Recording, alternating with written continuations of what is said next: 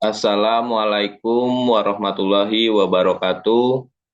Perkenalkan, nama saya Reki Udariswana dengan NIM 205132280. Di sini saya akan membahas terkait UAS mengenai pencemaran tanah dan air tanah. Selanjutnya masuk ke pembahasan. Outlet pembahasan. Yang pertama itu adanya pump and treat, 2 air stripping, 3 soil vapor extraction, 4 air sparging, dan 5 multipass extraction. Pump and treat.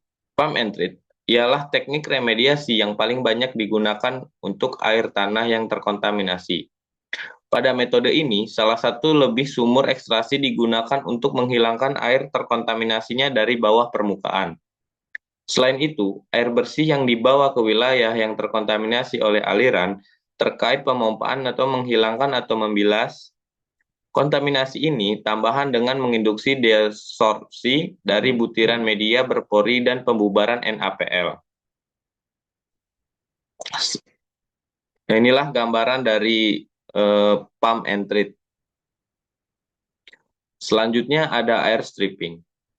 Air stripping merujuk pada perubahan fase kontaminan dari cair ke gas yang terjadi saat air yang mengandung senyawa organik volatil, VOC, direaksikan dengan udara.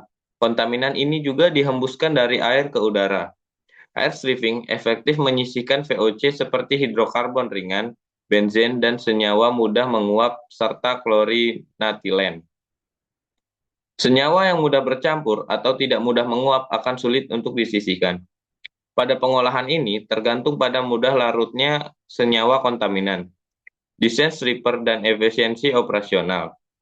Dua jenis stripper yang sering dipakai adalah packet tower dan tray stripper. Demikian juga tangki aerasi dan desain lainnya. Inilah gambaran dari air stripping.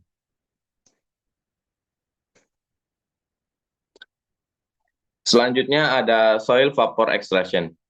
Soil vapor extraction, SVE, adalah teknologi untuk meremediasi tanah yang terkontaminasi dengan senyawa organik volatil, dan semi volatil, di mana biayanya yang digunakan cukup hemat.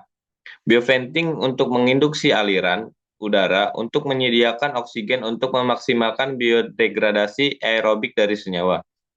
Berbeda dengan volatilisasi, ekstraksi uap tanah memiliki beberapa keuntungan seperti teknologi in situ yang mudah dengan diaplikasikan sehingga gangguannya sangat minim.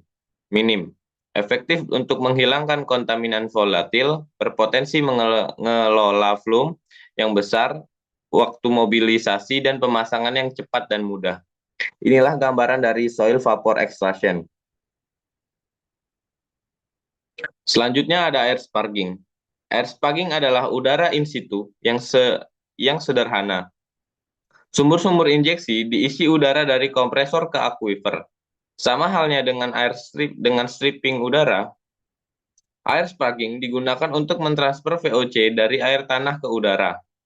Air sparging biasanya disertai oleh ekstraksi uap tanah untuk menangkap aliran udara terkontaminasi.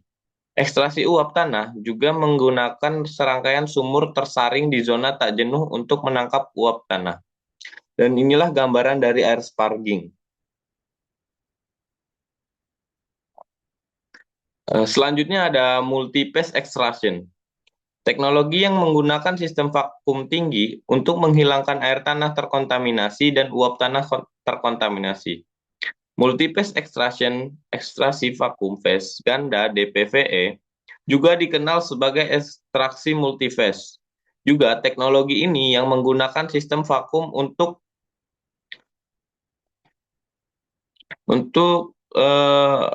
menggunakan sistem vakum untuk menghilangkan air tanah dan uap tanah yang terkontaminasi. Dalam sistem DVVE, sumur ekstraksi vakum tinggi dipasang dengan bagian yang disaring di zona tanah dan air tanah yang terkontaminasi. Inilah gambaran dari multipass extraction.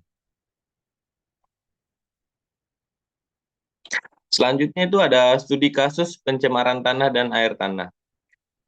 Untuk yang saya dapatkan dari jurnal tersebut, adanya pencemaran air tanah dalam pengolahan air minum konvensional yang terjadi karenanya adanya amonia. Amoniak dalam air permukaan berasal dari air seni dan tinja, juga dari oksidasi zat organik secara mikrobiologis, yang berasal dari air alam atau buangan. Kadar alami amonia dalam perairan relatif sangat rendah, tetapi limbah kegiatan manusia dapat meningkatkan kadarnya amonia, seperti adanya dari industri dan domestik. Amonia juga berlebihan pada perairan dapat menyebabkan berbagai masalah, seperti eutrofifikasi yang merusak kehidupan. Untuk proses dari remediasinya,